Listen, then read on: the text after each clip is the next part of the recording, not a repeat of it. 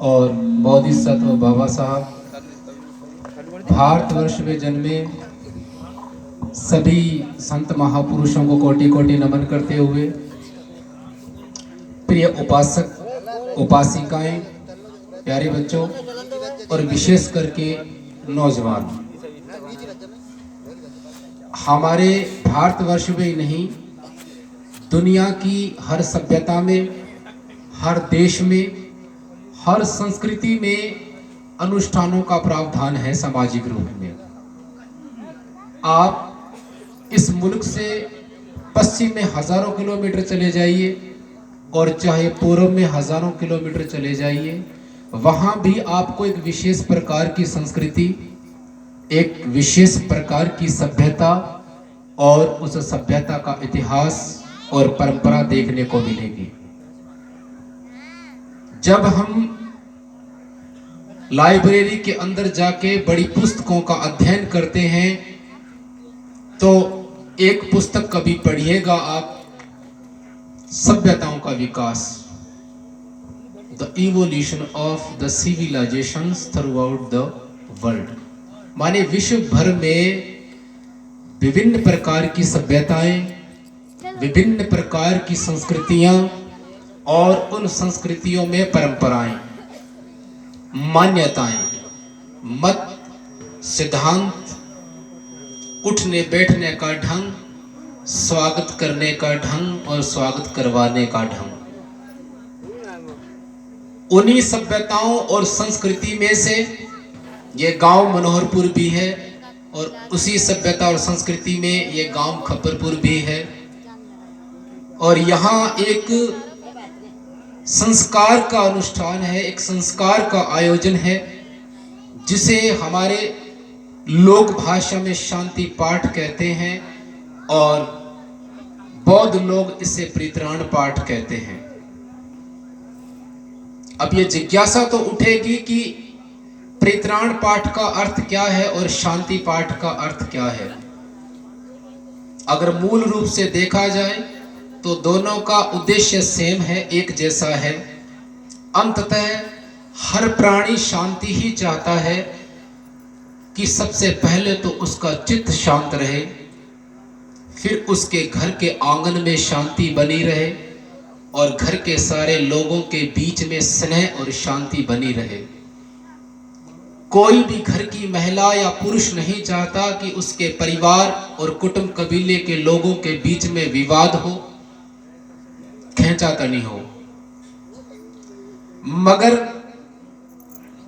दूसरा प्रश्न महत्व रखता है कि क्या उस शांति को बनाए रखने के लिए, उस परम उद्देश्य को प्राप्त करने के लिए हमारा निर्णय, हमारी प्राथमिकताएं और हमारी तकनीक विशेष सफल है अथवा नहीं।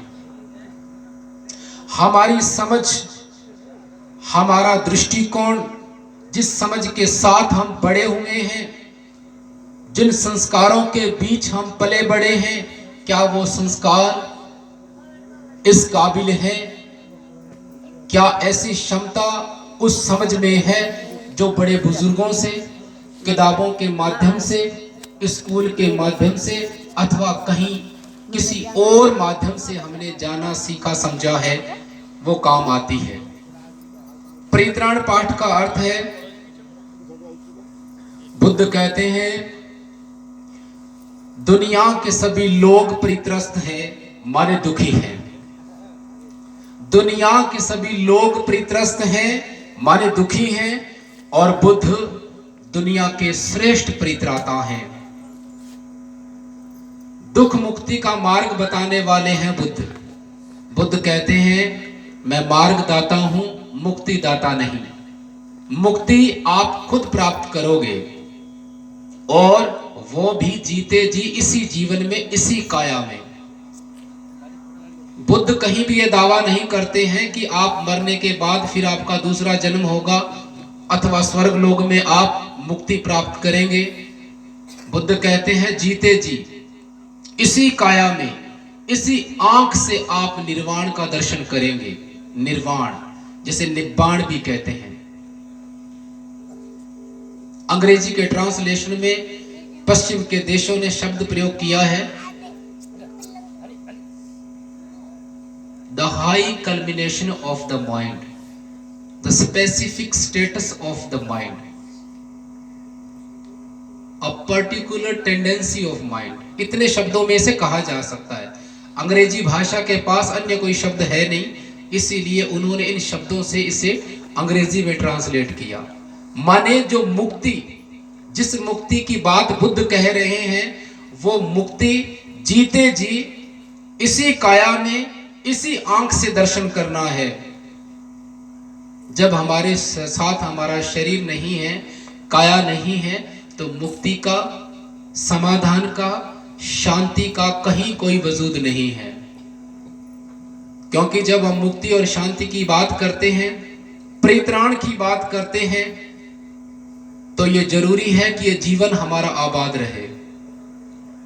और बुद्ध कहते हैं कि दुनिया के सारे लोग परित्रस्त हैं, माने दुखी हैं, और बुद्ध दुनिया के श्रेष्ठ परित्राता हैं, माने दुख मुक्ति का मार्ग बताने वाले हैं। बुद्ध के मुख से जो पहले शब्द निकले वो 4 आर्य सत्य।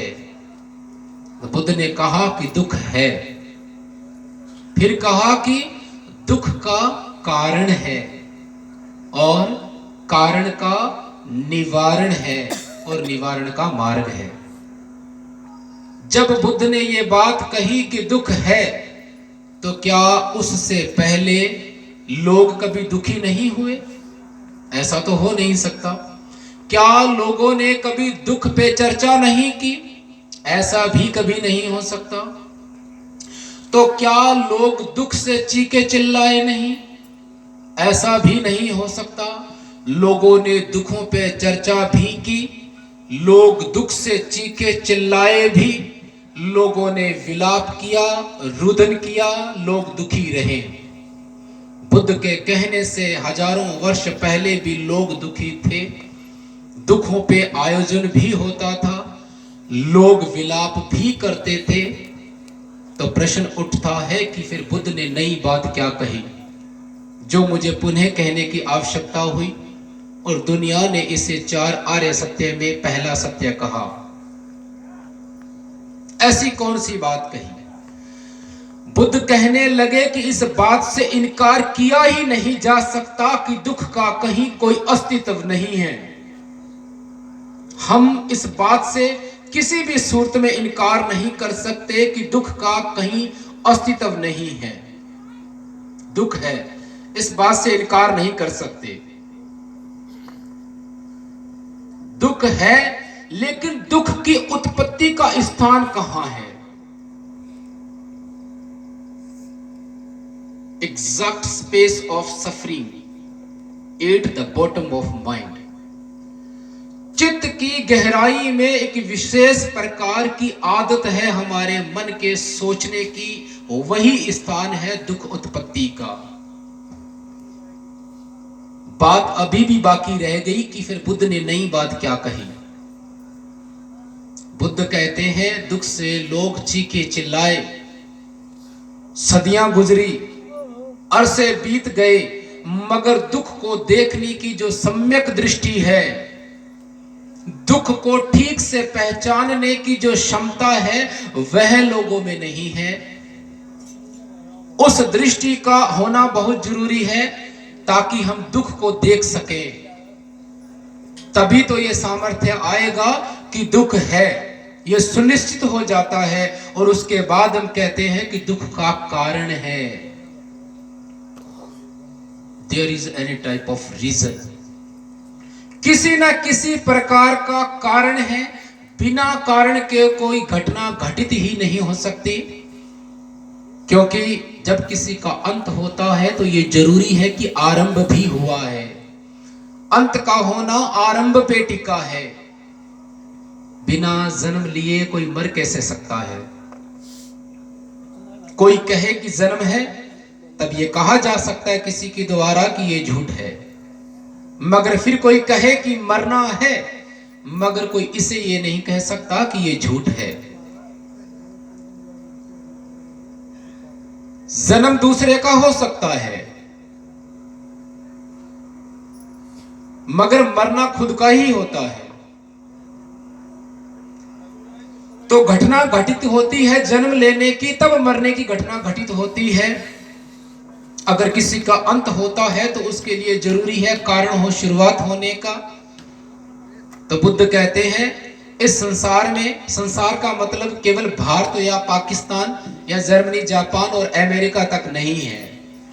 संसार की सीमाएं 10 दिशाओं में संदर्भ है बुद्ध का, कि इस ब्रह्मांड के अंदर जब भी कोई घटना घटित होती है, वह चाहे भौतिकी जगत में हो, धरातल के नीचे आकाश में, या आपके चित्त में, या समाज में राजनीतिक क्षेत्र में, या सामाजिक क्षेत्र में, या फिर व्यापारिक क्षेत्र में, किसी भी क्षेत्र में कोई घटना होती है तो उसका कोई ना कोई, कहीं ना कहीं, किसी न किसी प्रकार का कारण है। और एक सामान्य बुद्धि जो है वो इसकी व्यापकता को देख नहीं सकती है, कि क्योंकि उसने अभ्यास नहीं किया है और उसके पास सम्यक दृष्टि नहीं है। आपका और मेरा यह साझा अनुभव है।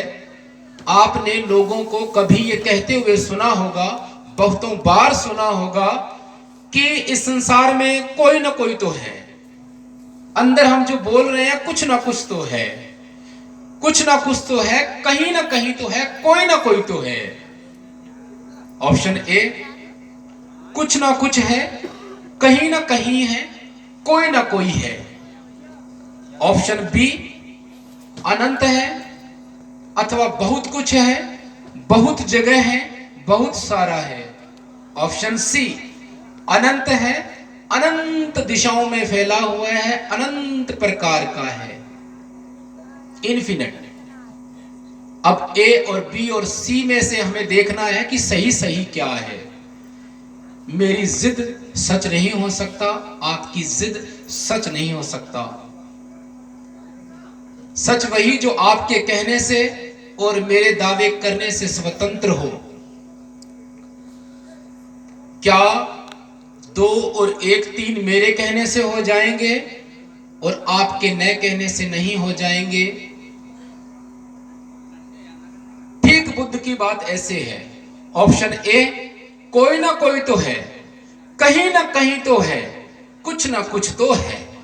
ऑप्शन बी, बहुत कुछ है, बहुत जगह है, बहुत सारा है।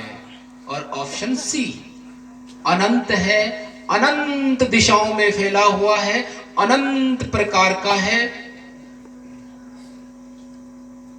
In every context is limitless, infinite. चुनाव करना है। फिर लोग कहते हैं जी अनंत है। जब अनंत है, अनंत दिशाओं में फैला है, और शब्द को पकड़िएगा आप, अनंत तक है, तक हटाना चाहिए, क्योंकि तक सीमाओं को तय करता है। आप अनंत को सिर्फ अनंत बोले।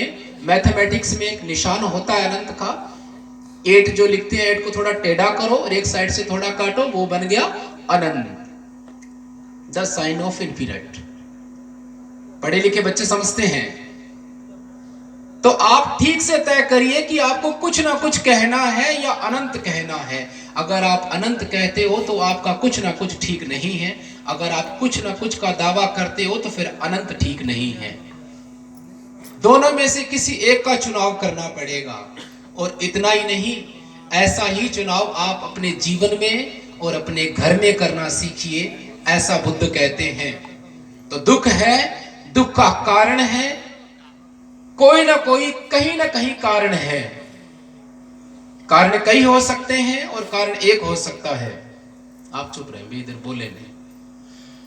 कारण एक हो सकता है और कारण कई हो सकते हैं। कारण प्रत्यक्ष हो सकते हैं, कारण अप्रत्यक्ष हो सकते हैं। माने कारण वह जो दिखाई दे और कारण वह जो खुली आंखों से दिखाई न दे, मगर गहराई से जांच पड़ताल करने से पता चले कि कारण ये भी है।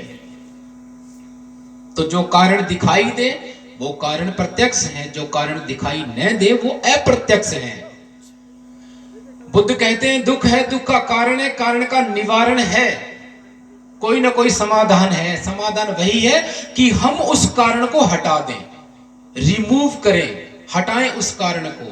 मगर हटाने के लिए जरूरी है कि हम उस कारण तक पहुंचें, और पहुंचने के लिए जरूरी है कि हम सम्यक दृष्टि वाले हों। सम्यक दृष्टि माने देखने का, परखने का साफ सुथरा नजरिया। सामान्य भाषा में, गांव की भाषा में हम ऐसे कह सकते हैं।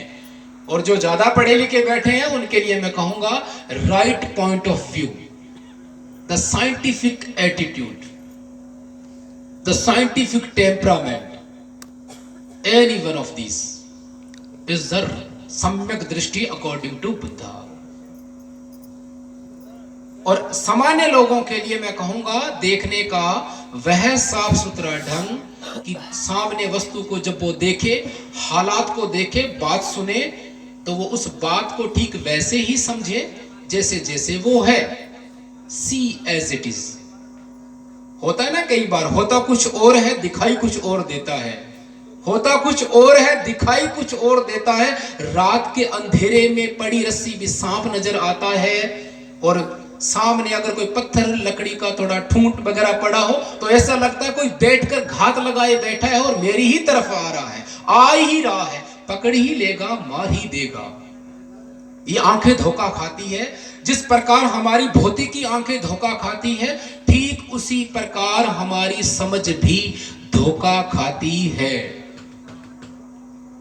भौतिकी आंख धोखा खाती है। रात को अंधेरे में चीजें अपना रूप बदलती है, वो बदलती नहीं है, हमारी आंखों का ऑप्टिकल इल्यूजन है, दृष्टि भ्रम। बच्चे पढ़ते भी हैं किताबों में, इल्यूजन, ऑप्टिकल इल्यूजन। लेकिन जिस प्रकार हमारी ये हार्ड मांस की आंखें धोखा खाती है, उस प्रकार हमारी समझ भी धोखा खाती है, क्योंकि हमारी समझ रटी रटाई बातें हैं। हमारी समझ चौपाल की चर्चा से लिया उधारा ज्ञान है। हम पुस्तकालय में गए कब? कक्षा 10 तक तो केवल भाषा सीखते हैं। कभी दिल्ली के पब्लिक लाइब्रेरी में जाके पुस्तकें गिनने की कोशिश करना, हो सके तो कभी मथुरा के म्यूजियम में जाकर के उस म्यूजियम का इतिहास देखना। तो हमारी हार्ड मांस की आंखें धोखा खा सकती है, तो हमारी समझ भी धोखा खाती है, क्योंकि हमारी समझ गांव के चौपाल की चर्चा से ली हुई उधारी बातें हैं। हमारी समझ रटी रटाई बातें हैं। हमारी समझ हमसे कम समझ के लोगों की बातें हैं। हमारी समझ सेखियां है। हमारी समझ सेखियां भगाड़ने की संख्याएं हैं। हमारी समझ हमारा अहम, हमारी जिद है। बस हमने कह दी तो अब वापस नहीं हो सकते, क्योंकि ये बात मैंने कही है और गांव में मेरा रुतबा बहुत बड़ा है। मैं गांव का सबसे बड़ा जमींदार हूं और मैंने 3 बार चुनाव भी जीता है। मैंने कही है इसीलिए सही है। मैंने कही है इसीलिए सही है। तो इसीलिए समझ भी धोखा खाती है। दुख है, दुख का कारण है, कारण का निवारण है, निवारण है उस कारण को हटाना। अब आता है मार्ग। तो किस मार्ग की बात बुद्ध कह रहे हैं? मैं केवल 2 बातें बोलूंगा, आपका समय ज्यादा नहीं लूंगा। विदिन 40 मिनट में अपनी बात कह देता हूं, क्योंकि 40 मिनट से ज्यादा इस तरह नहीं बोला जा सकता। आप पुनः अपना गीत संगीत जारी रखिएगा, ज्यादा समय मैं नहीं लेने वाला, और भाषण तो बिल्कुल नहीं देता। अपनी बात ठीक से पूरी करूंगा, ध्यानपूर्वक सुनिएगा। दुख है, दुख का कारण है, कारण का निवारण है, और निवारण का मार्ग है, और मार्ग है आर्य अष्टांगिक मार्ग। बुद्ध कहते हैं आर्य अष्टांगिक मार्ग। उसमें पहली बात है सम्यक दृष्टि, फिर है सम्यक संकल्प, और फिर है सम्यक वाणी, सम्यक कर्मान, सम्यक आजीविका, सम्यक अभ्यास और सम्यक समाधि। मैं 8 बातें आपको नहीं बताऊंगा, मैं सिर्फ एक बात बताऊंगा, वो है पहली बात। अगर पहली समझ में आती है तो आपको 7 समझने में कोई दिक्कत नहीं आएगी। अगर आपको पहली ठीक ठीक समझ में आती है तो 7 कभी फिर समझ लेंगे। सिर्फ एक बात, सम्यक दृष्टि, जिसे मैं कह रहा था, देखने का साफ सुथरा ढंग। सम्यक दृष्टि का मतलब क्या है? सम्यक दृष्टि का मतलब तब समझ में आता है जो काम आप जीवन में कर रहे हो मगर आपको यह नहीं पता कि यह शुरू कब हुआ, इसको हम क्यों करते हैं, कब तक करना पड़ेगा, जिसने ये काम किया उसका क्या भला हुआ क्या बुरा हुआ, उसने अपने जीवन में कौन सा मकाम हासिल किया। जीवन में बहुत सारी घटनाएं हैं, मैं किसी एक घटना या दो घटना का जिक्र लेता हूं। दो घटनाएं बताऊंगा आपको, फैक्ट माने आपके जीवन में जो बार बार घटित होता है लेकिन हम समझ नहीं पाते हो क्या रहा है। सच उसके ठीक उल्टा है, लेकिन जो हम करते हैं वो हमें सुहाता है, अच्छा लगता है, इसीलिए लगता है यही सच है। महिलाएं करवा चौथ का व्रत करती हैं। किसी से भी जब पूछ लिया जाए तो वो क्या कहती हैं? अजी करवा चौथ का व्रत करने से पति की उम्र लंबी होती है। दावा है, और ऐसा दावा करने वाली महिलाओं की संख्या कोई 1000, 2000, 3000 नहीं है, 135 करोड़ में, ये करोड़ों में बैठती है। माने करोड़ों महिलाएं अपने अपने पति की उम्र लंबी करने का पूरा प्रयास करती हैं। लेकिन हकीकत आप कोशिश करिएगा अपने गांव में, बगल वाले गांव में, नाने के गांव में, बुआ के गांव में सर्वे करिएगा कभी। अगर ऐसा नहीं कर सको तो आप ऐसे करना, इलेक्शन ऑफिस में जाना, एक फॉर्म अप्लाई करना और उसमें यह देख लेना कि पिछले साल, उससे पिछले साल जो इलेक्शन हुए थे उसमें जो वोट डाल के गई थी महिलाएं बड़ी बुजुर्ग, उनमें से महिलाएं विधवा कितनी थी। आप और हम जानते हैं, सच ये है कि 80 से 85% खास करके हमारे मोहल्लों में, चाहे मोहल्ला आगरा में हो या दिल्ली में हो, बीकानेर या जैसलमेर या पंजाब के लुधियाना में हो, हमारे लोग पति 80 से 85% पहले ही मरते हैं। पीछे अम्मा अम्मा बच जाती है, माने दादी दादी, फिर वो सिर जोड़ के बैठी होती हैं। ज्ञान चर्चा या तो बहुओं की चुगलियां या बगल वाले की या उससे बगल वाले की, और ये कह रही होती है कि जमाना बहुत बुरा है, आजकल की तो बहुएं ऐसी आई है, ऐसी हैं। शिकायत जमाने से करते हैं। 80 से 85% पति मरता क्यों है? पहले उसके 4 मोटे मोटे कारण हैं। नंबर 1, सबसे पहली घटना है कि पुरुष जो है सबसे खतरनाक नशे करता है। किसी भी प्रकार के नशे से वो परहेज नहीं करता है, इसीलिए उसकी काया प्रतिरोधक क्षमता को खो देती है। ये सच है और हम सब जानते हैं, बट हम चीजों को जोड़ नहीं पाते। अबव 80 और 85% पुरुष एडिक्टेड है किसी न किसी प्रकार के नशे का। और तो और जब वो ताश भी खेलने लग जाए तो पूरा दिन व्रत करता है फिर, क्योंकि बाजी का कोई अंत नहीं है। वो 2020 तो है नहीं, 20 ओवर बाद खत्म हो गया कि मैच ड्रॉ हो गया। ये भी खतरनाक नशा है। अब इतना खेलने वाला आदमी समय पे खाना भी नहीं खाएगा, चाय भी नहीं पिएगा, समय पे खाना नहीं खाएगा तो शुगर होना लाजमी है। तो पुरुष जो है सबसे ज्यादा नशा करता है, इसीलिए वो महिलाओं से पहले मरता है, एक कारण। नंबर 2, वो सबसे ज्यादा खतरनाक कामों में इन्वॉल्व रहता है, चाहे धार्मिक दंगा हो, चाहे राजनीतिक दंगा हो, और चाहे लूट खसोट चोरी करनी हो, पुरुष ज्यादा इन्वॉल्व रहता है। लाठी चार्ज हुई तो पुरुष मरा, माने पति मरा। दंगा हुआ तो पति मरा। देखा किसान आंदोलन, आधुनिक भारत में स्वतंत्रता के बाद शायद सबसे लंबा चलने वाला किसान आंदोलन है। इसमें गड़बड़ हो सकती है मेरी बात में, जनरल नॉलेज का अध्ययन रखने वाले लोग बेहतर जानते हैं। ये बहुत लंबा किसान आंदोलन है और डेटा ये कहते हैं कि 700 किसान मरे हैं।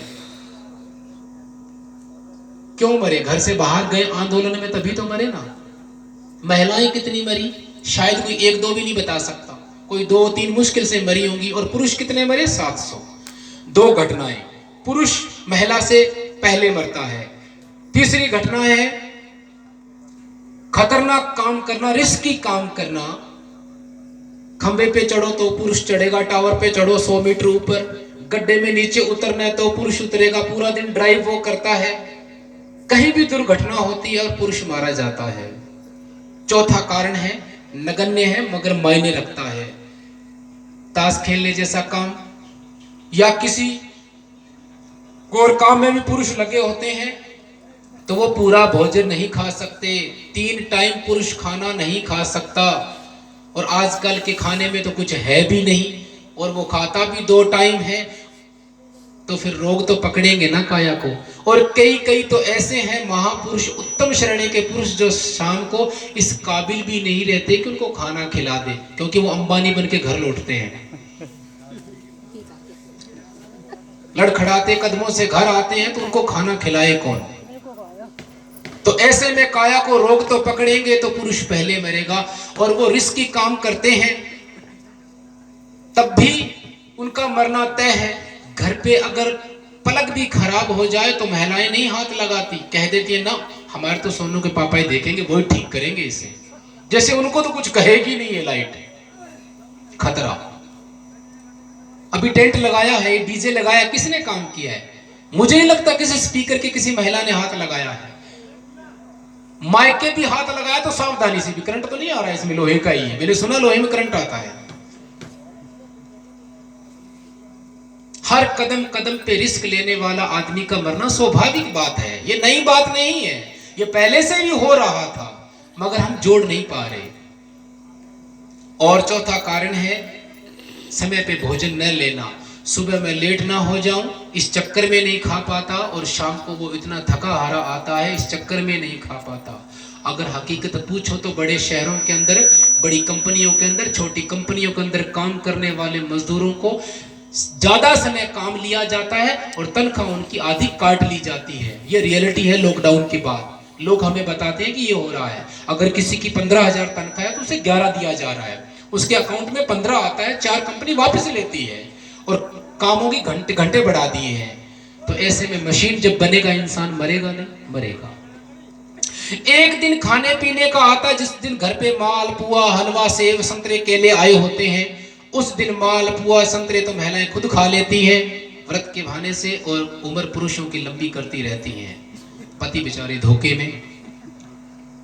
अगर ऐसा होता तो आप वोटर लिस्ट देखना पिछले 5 सालों की, आप ये पाओगे कि 80 से 85% पुरुष पहले मरते हैं। मगर ये सुहाता है, मन को अच्छा लगता है कि पति की उम्र लंबी हो रही है, अच्छा लगता है, सुहाता है मन को, मगर ये सच्चाई नहीं है। एक घटना।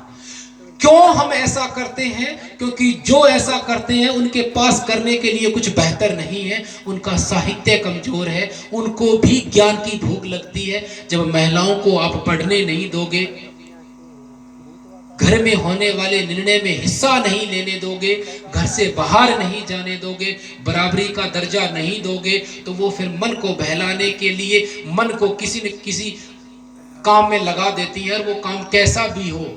हद तो तब हो जाती है जब पढ़ी लिखी महिलाएं भी ऐसा करती हैं। असल में वो पढ़ी लिखी नहीं है, रट्टा लगाकर कुछ डिग्रियां हासिल की है। बीए पास का सर्टिफिकेट हमारी समझदारी का सर्टिफिकेट नहीं हो सकता। ये कंफ्यूजन हमें दूर कर लेना चाहिए। अगर मैं बीए पास हूं तो इसका मतलब ये नहीं है कि मैं समझदार हूं। समझ कहीं और रह जाती है। समझ का अर्थ है कि आप जो काम करते हो उसका कारण ठीक से जानते हो। अगर आपके द्वारा किया गया काम और उसका कारण आप ही नहीं जानते हो तो इसका मतलब आप धोखे में हो कि आप पढ़े लिखे हो, आप धोखे में हो कि आप समझदार हो। आपने एक सनक बिठा ली है समझदारी की, जो बड़ी खतरनाक है। आपके निर्णय आपके परिवार के बारे में, आपके निर्णय आपके खुद के जीवन के बारे में ये तय करते हैं कि आप पढ़े लिखे हो, समझदार हो अथवा नहीं। ये 4 आर्य सत्य हैं। उनमें से सम्यक दृष्टि की बात हम कर रहे थे। सम्यक दृष्टि में एक घटना, दूसरी घटना कम समय में बताऊंगा। दूसरी घटना है कि आज से 30-40 साल पहले जितने मंदिर, जितनी मस्जिद, जितने पीर बाबा की समाधि, जितनी प्रकार की सत्संग, जितने प्रकार के टेलीविजन चैनल थे और उन टेलीविजन चैनलों पे जितने प्रकार के धार्मिक प्रोग्राम आया करते थे, उससे दुगना तिगना कहूं, मेरे ख्याल में अगर मैं 10 गुना भी कहूं तो आप आपत्ति नहीं करेंगे। क्योंकि आज से 40 साल पहले टेलीविजन का चैनल ही एक हुआ करता था, DD1, और वहां कोई सत्संग नहीं आया करती थी। मुख्य समाचार 1 घंटा अंग्रेजी में, 1 घंटा हिंदी में, और 8-8 दिन बाद कोई प्रोग्राम आया करता था। लेकिन फिर चैनलों की भरमार आने लगी टेलीविजन पे, टीवी सीरियल आने लगे, टीवी सीरियल, धार्मिक सीरियल आने लगे, और विभिन्न प्रकार के बाबा अपनी अपनी सत्संग टेलीविजन पे धार्मिक प्रवचन देने लगे। तो सत्संग बढ़ने लगी, प्रवचन बढ़ने लगा, गांव में मंदिर बनने लगे, पीर बाबा बनने लगे, नए नए बाबा हाईलाइट होने लगे। ऐसा हो रहा है ना, सत्संग बढ़ रही है, प्रवचन बढ़ रहा है। अब ग्राफ में समझिएगा, जो पढ़े लिखे बच्चे बैठे हैं, graph A, graph B, column A, column B. Column A है ग्राफ किसका? सत्संग का, प्रवचन का, धार्मिक चर्चा का। जब कॉलम ग्राफ ए बढ़ना चाहिए, प्रवचन बढ़ रहा है, सत्संग बढ़ रही है, भिन्न भिन्न प्रकार के उत्तम श्रेणी के पुरुष प्रवचन कर रहे हैं, जैसे कि मैं बोल रहा हूं, तो होना क्या चाहिए? क्राइम का जो ग्राफ है वो नीचे आना चाहिए, चोर उचक्के कम होने चाहिए, जुल्म कम होना चाहिए, जाति के नाम पे झगड़े कम होने चाहिए। क्यों कम होने चाहिए? आपका प्रश्न ये हो सकता है, क्योंकि क्यों कम होने चाहिए? तब इसका उत्तर है क्योंकि प्रवचन बढ़ रहा है, सत्संग हो रही है, वंदना हो रही है, पूजा हो रही है, धार्मिक यात्राएं हो रही हैं, भिन्न भिन्न प्रकार के नए तौर तरीके खोज लिए जा रहे हैं। जब इतनी धार्मिकता आ रही है लोगों में, तो ये स्वाभाविक बात है कि चोर उचक्के कम हो, लोगों में बेईमानी कम हो, भाईचारा बढ़े, प्रेम बढ़े। जाति के नाम पे कोई यह कहकर घोड़ी से न उतारे कि तू नीची जाति का है, कोई किसी को इस बात पे न पीटे कि तूने इस पात्र में से खाना लिया कैसे, तूने हमारा सारा खाना अछूत कर दिया। इस बात पे कोई न पीटे। क्यों न पीटे? क्योंकि प्रवचन बढ़ रहा है, सत्संग बढ़ रही है। अदालत के 20 चक्कर लगाने के बाद किसी को न्याय क्यों? पहले ही न्याय मिलना चाहिए, क्योंकि देश में लोकतंत्र है और एक संविधान है। मैं एक बार एक जेलर से मिला, दिल्ली के। 3 घंटे हमारी मीटिंग हुई। उन्होंने बताया कि भंते जी, यहाँ जो सारा समाज है ये अपना ही समाज है सारा। क्राइम तो सभी करते हैं, मगर सभी लोग जेल में नहीं जाते, छूट जाते हैं। जेल में वो जाते हैं जिनका बुआ का लड़का, मामा का लड़का जज नहीं है, वकील नहीं है, नेता नहीं है। इसीलिए भंते जी, मैं सबको गर्म खाना खिलाता हूँ, सबको समय पे नहलाता हूँ, किसी को डांटता फटकारता नहीं हूँ, मारता नहीं हूँ, समझाता हूँ। मौका मिला है सुधर जाओ। धम्म देशनाएं करवाता हूँ, बौद्ध भिक्षुओं को बुलाता हूँ, ध्यान साधना करवाता हूँ, ताकि ये अपने आप में आकर अपने आप को पहचाने। मैंने ऐसा पहली बार सुना, ये अखबार की खबर नहीं बता रहा हूं, ये मैंने प्रत्यक्ष देखा। तो जब सत्संग बढ़ रही है, प्रवचन बढ़ रहा है, तो धार्मिक आचरण लोगों में आना चाहिए, लोकतंत्र में न्याय मिलना चाहिए, क्योंकि लोकतंत्र में संविधान है और संविधान में सारे नागरिक बराबर हैं। चोर उचक्के कम होने चाहिए, डॉक्टरों पे हमारा भरोसा होना चाहिए, पुलिस वालों से हम भय न खाएं क्योंकि हम चोर नहीं हैं। मगर क्या हुआ, लॉकडाउन में आप और हम सब देख रहे थे, डॉक्टर कोरोना के बहाने किडनियां निकाल रहे थे, डेड बॉडी किसी और की और किसी और को उठवा रहे थे, ले जा तेरा ही बाप है। बोलो बोलो, हमारे पिताजी की तो हाइट 6 फीट की है, ये तो कोई 3 फीट का दे रहे हो हमें। बोलो ले जा, कोरोना में छोटा हो गया, ले जा। उन्होंने जिद की, खोल के देखा तो वो किसी बच्ची की डेड बॉडी थी। एक गांव में से डॉक्टरों को पीट कर भगाया गया। उस डॉक्टर को, जिस डॉक्टर को हम भगवान मानते हैं, जिस डॉक्टर को हमने भगवान का दर्जा दिया है, उससे बढ़कर हमारे पास कोई आइडल था ही नहीं, तो कहते क्या? उससे बढ़कर हमारे पास कोई आदर्श था ही नहीं, तो कहते क्या? भगवान तो कह दिया, अब कहें क्या? अगर वो ज्ञान देता तो हम गुरु कह लेते, अगर वो ज्ञान देता तो हम गुरु कह लेते, उसने जान बचाई तो हमने उसे भगवान कहा, क्योंकि हम कहते हैं कि ये बस तो ईश्वर का है कि वही हमें बचा सकता है और वही हमें मार सकता है। हमने ईश्वर कहा माने नियति कहा उसे, मगर उसने फिर भी धोखा किया, फरेब किया। जिसके सामने जाकर हम लेट गए समर्पण से, उसने हमारे अंग निकाल लिए। उसको नींद कैसे आई होगी घर पे? क्या उसने प्रवचन नहीं सुना? उसने सत्संग नहीं सुनी? जरा गौर से सोचिएगा। वो डॉक्टर अकेला नहीं था, उसके साथ वहां का आईजी और एसपी भी मिला हुआ था। वो भी अकेले नहीं थे, वहां का एमएलए और विधायक भी मिला हुआ था। वो डॉक्टर अकेला नहीं था, वहां के कंपाउंडर भी मिले हुए थे, हॉस्पिटल का मालिक और वहां का मजिस्ट्रेट भी मिला हुआ था। इतने लोग बेईमान हुए तब वो सफल हुए इस काम में कि हमें धोखा दे सके। अभी एक और सुनिएगा थोड़े दिनों बाद। अभी तो आपने फोन पे देखा है, गूगल पे देखा है, अभी एक और सिस्टम आया, क्रिप्टो करेंसी। क्रिप्टो करेंसी सुनोगे तो दंग हो जाओगे, पढ़ोगे तो हैरान हो जाओगे कि जमाना जा कहां रहा है। Crypto currency, new type of a currency, abstract form में क्रिप्टो करेंसी। अभी उसमें बिल आने वाला है संसद में कि उसे मान्यता दें अथवा न दें, क्योंकि उसमें तो भुगतान भी करना शुरू कर दिया लोगों ने। इलीगल है, गैर संवैधानिक है, फिर भी बढ़ रही है, क्योंकि जो लोग बढ़ा रहे हैं उनके हाथ में सत्ता है, वो उसको मान्यता भी दिला दें और चाहे कैंसिल भी कर दें। क्योंकि क्रिप्टो करेंसी तो यहां कोई जानता भी नहीं है क्या होती है। तो जो लोग क्रिप्टो करेंसी रखते हैं, क्रिप्टो करेंसी में इन्वेस्टमेंट करते हैं, तो उनको कानून बनाना भी आता है। बिल जाएगा और लोकसभा में और राज्यसभा में पास होता हुआ और राष्ट्रपति साइन करके उसे वापस भी सौंप देगा और वो एक्ट बन जाएगा, कानून बन जाएगा। तो जब सत्संग बढ़ रही है, कॉलम ए में प्रवचन बढ़ रहा है, प्रार्थनाएं बढ़ रही है, धार्मिक चर्चाएं लंबी हो रही है, तो फिर ये ग्राफ भी नीचे आना चाहिए ना। आप टेलीविजन चला करके खबरें सुनना शुरू करें। मैं आपको विनय पूर्वक अनुरोध करता हूं, आप कम से कम 2 या 3 चैनल की खबरें सुना करें। चलो मम्मी को और अम्मा को समझ में नहीं आती, रहने दो। पढ़ने लिखने वाले बच्चों, मैं आपको कहता हूं खबरें सुना करो। फोन में बहुत कुछ देखते होंगे आप मनोरंजन के चीजें, पर कम से कम 2-3 चैनल खबरें सुना करो ताकि हकीकत आपके सामने आ जाए। मुश्किल है ये काम किसी विषय को समझाना, और मैं समय ज्यादा नहीं लूंगा, तीसरी बात पे आता हूं। ये 2 घटनाओं को ध्यानपूर्वक देखिए, तब आपको पता चलेगा सम्यक दृष्टि क्या है। तीसरी बात 5 मिनट की, वो ये, हमारा साहित्य, हमारे गीत, हमारी प्रेरणाएं, हमारी कहानी और हमारा किस्सा। मैंने कहा था दुनिया के अंदर विभिन्न प्रकार की सभ्यताएं हैं, उनकी अपनी परंपराएं हैं, उनके गीत है, कहानियां हैं, उनके कहानी किस्से हैं, इतिहास है।